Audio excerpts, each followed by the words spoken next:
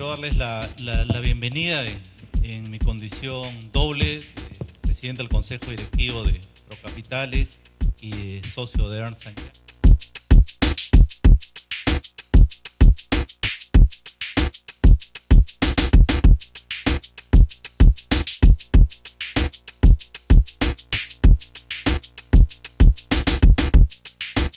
Bienvenida. Lo peor que nos puede suceder es no tener competencia. A quienes le tenemos tener temor es a la incompetencia.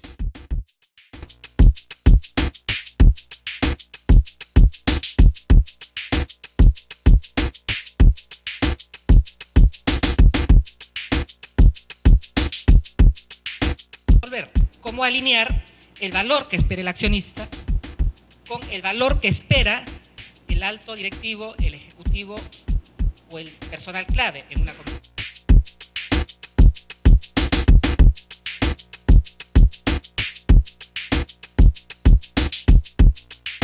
Que también ese gerente debe estar midiendo es, oye, en base a mi negocio actual, ¿qué otros negocios, usando tecnología, innovando, puedo hacer para poder seguir creciendo en el mercado y que mi negocio tradicional no sea imitado por otros?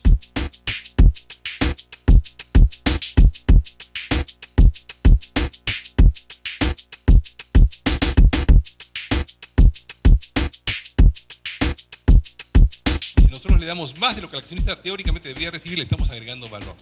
Entonces esto, de alguna manera, alineamos la medición de nuestro...